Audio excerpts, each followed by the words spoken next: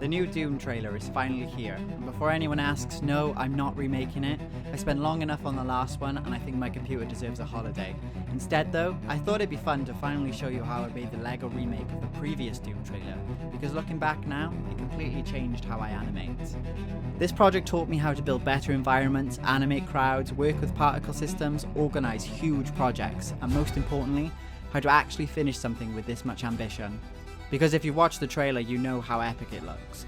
Every shot is different. Different locations, different characters, different lighting, different effects. By the end, I genuinely knew the trailer better than the people who edited it. So today, I'm going to break down exactly how I made it, from the first shot all the way to the final sandworm. Before I animated anything, I knew I had one big problem. There are more shots than I care to count. If I had to build every character from scratch every single time, I'd still be making this video today. So instead, I created one central Blender file. Every character lived inside it. Every rig, every material, every texture, everything was already set up. Whenever I started a new shot, I'd duplicate that file and begin building the environment, either using assets I'd already made or ones I'd pulled directly for this shot. It sounds incredibly simple, but it probably saved me dozens of hours. It also meant if I updated a character, every future shot benefited from it. Looking back now, this was probably the smartest decision I made for this whole project. Before committing to this whole trailer, I recreated about the first 30 seconds. This was basically my proof of concept. Could LEGO actually capture the feeling of Dune? Because that's really what this project was about. The Dune films feel enormous, everything has scale, every room feels ancient, every character feels important. LEGO naturally has a much more playful feeling, so the challenge wasn't just recreating the trailer, it was making tiny plastic figures feel genuinely cinematic. Once those first 30 seconds started working, I knew I had to commit, which was exciting, until I realised how much work I just signed myself up for. One thing I really wanted was a quick turnaround. There's no point releasing a trailer remake 6 months after everyone has already forgotten about the original, but I also didn't want to rush the animation just for the sake of being first. So I created a workflow that kept everything moving. I'd finish a shot, upload it to Sheepit. While that rendered, I'd composite the previous shot inside Nuke. Once that was finished, I'd go straight to Premiere Pro. That way, every day I could actually watch the trailer getting longer. Seeing those finished shots appear on the timeline became incredibly motivating, instead of hundreds of unfinished Blender files. I could actually see progress, although the downside was I'd watched the trailer so many times, I genuinely started hearing it in my sleep. This was the biggest challenge of the project. How do you make LEGO feel like Dune? Turns out, the answer isn't actually LEGO, it's everything around it. Fog, lighting, camera movement, particle effects, colour, atmosphere. Almost every environment was built from scratch. Every shot needed its own location. Thankfully, the trailer revisits certain scenes multiple times. The tense scenes with Chani, for example. Instead of rebuilding that environment every time, I'd animate every shot while I had the scene open, then simply render different camera angles. That saved an unbelievable amount of time. The more organised I became, the faster the project moved. Then I reached the burning forest.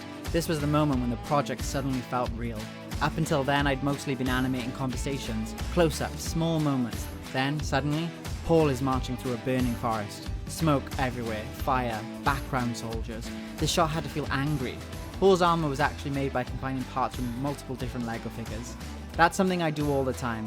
I don't worry about matching the original perfectly. Instead, I try to capture the silhouette and the feeling. The textures help massively too. This was the first shot where I watched the render back and thought, okay, this might actually work. All the characters came from mecha bricks. The amount of custom LEGO figures people have created is unbelievable. I rarely use one figure exactly as it is. Instead, I'll borrow a torso from one figure, hair from another, legs from somewhere else, and combine everything until it looks right. Some characters needed even more work. Lady Jessica is a great example. I wanted her face tattoo, so I ended up editing textures in Photoshop. Little edits like that aren't exciting, but they really help sell the final shot. Everything was going great, until I needed an army. This project was the first time I'd really experimented with crowd simulation, and honestly, it fought me the entire way. At one point, I had hundreds of LEGO soldiers running perfectly on the spot. They looked fantastic, they just weren't going anywhere.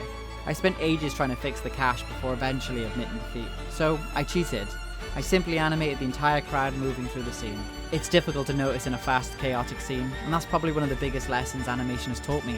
Sometimes the clever solution isn't the best solution. Sometimes the invisible cheat is.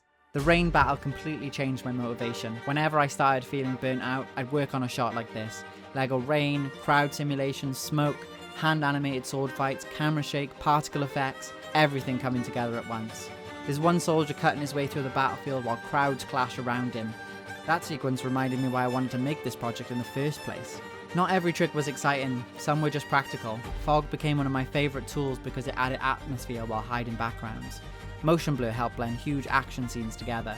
The cloth simulations completely refused to cooperate. Eventually I just had to hand animate them, and honestly that's okay. One thing I've learned is that finishing a project teaches you more than endlessly trying to perfect one shot. You'll always improve next time. If you wait until you're good enough, you'll never finish anything. Nuke has always completely transformed this project. Every render went through it. Depth of field, lens flares, color grading, chromatic aberrations, sky replacements. Tiny little adjustments that don't scream for attention, but together they make the animation feel finished. I always try to get as much right inside Blender as possible, but compositing is where everything finally comes alive. Since learning Nuke, I've genuinely finished more projects because they actually reach that polished stage. By the time I reached the sandworm, I couldn't wait to finish. The model itself came from Mecha Bricks and looked incredible.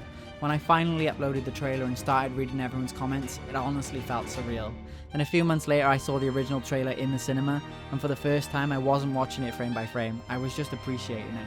I came away with so much more respect for the artists who made the original, because I'd spent weeks trying to recreate just a tiny part of what they'd achieved. Since then I've gone on to remake The Force Unleashed in LEGO, and I can already see how much this project has helped me. Every project teaches you something. This one taught me almost everything. If you enjoyed seeing how it all came together, maybe go and watch the finished trailer afterwards and see how many of those little tricks you can spot. And if anyone asks if I'm going to remake the newest Dune trailer, I'm suddenly going to become very difficult to contact.